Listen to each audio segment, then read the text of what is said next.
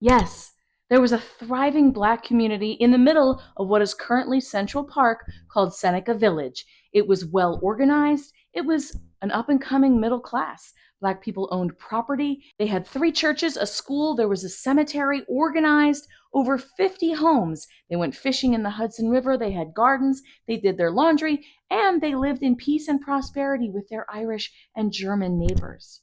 But in 1853, the New York State Legislature finally passed the Central Park Act, which authorized the city to use eminent domain to come through this area of Central Park, including Seneca Village, and clear the land so that they could build the park on it. Now, they were going to pay people for the land, but it was never a fair amount. Now, in order to get people to leave their land, they have to be bought out or choose to leave. So the slur campaign begins. We can't have what happened with Jones Woods happen again. We can't have white families with wealthy second estates fighting for their property and winning. So we need to paint the picture of this area of Seneca Village being gross and disgusting and a shanty town, which is a word that was very often used to describe this community. They called the land way uptown a swamp, so that in the newspapers, if you've never been up to the 80s, you don't know what it's like up there. So you start reading, oh, it's so gross. It's dangerous. There's vagrants and squatters and it's a shanty town. Well, then you're on board with the plan. Sure, bulldoze that crazy town. It sounds awful. Except it wasn't true. It wasn't a shanty town. These people had purchased their property lawfully. They were living in organized communities with streets and agriculture and systems of government and religion. There were three churches in the town, a school. It was a community vibrant, full of life, and a little set away from the hustle and bustle, the racism, and the chaos of lower Manhattan. So naturally, the citizens of Seneca Village went to court to object as well. They didn't want to lose their homes, everything that they'd built their entire lives. And don't forget, if you're not a landowner, you can't vote. So they go to court. They try to fight back. They push back for years. But unlike the wealthy white families, these families in Seneca Village, of which there were over 50, lost in court every single time.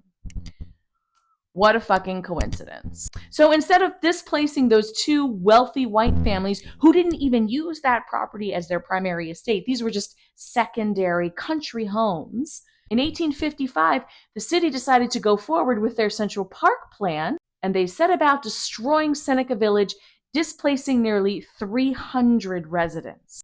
So through eminent domain, the city is allowed to force you to leave your land if they pay you. It still exists today. If the government decides they need to put a highway through your farmhouse, they'll force you out. They'll pay you, but they won't pay you the going rate.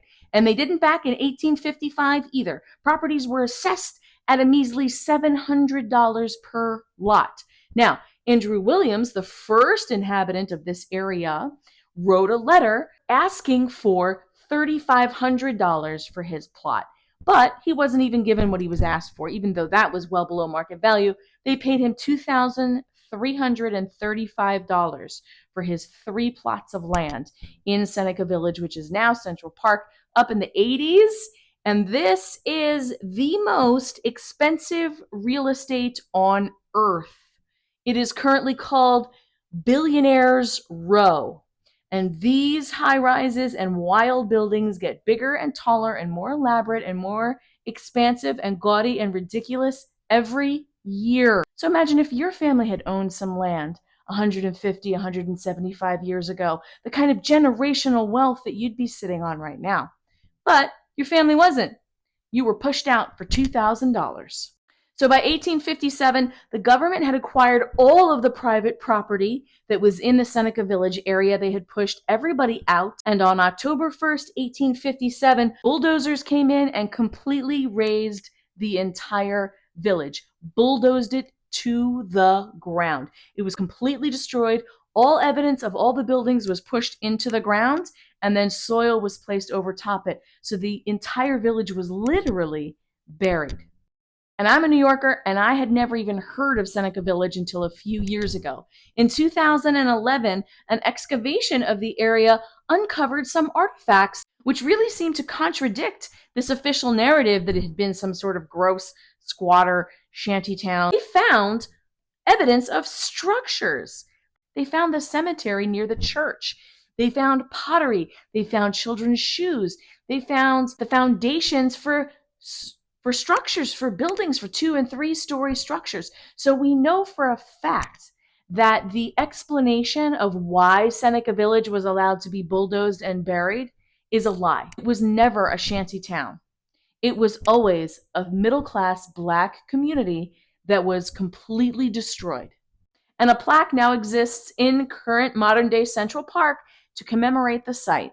And archaeologists continue to study the area to build out the information that they can find about this. Until a couple of years ago, no one knew that there were any survivors related to anybody in this area. But recently, a descendant of Andrew Williams, the first person to ever occupy a home in Seneca Village, was identified and discovered. So hopefully we'll learn even more about how Seneca Village existed before it was destroyed.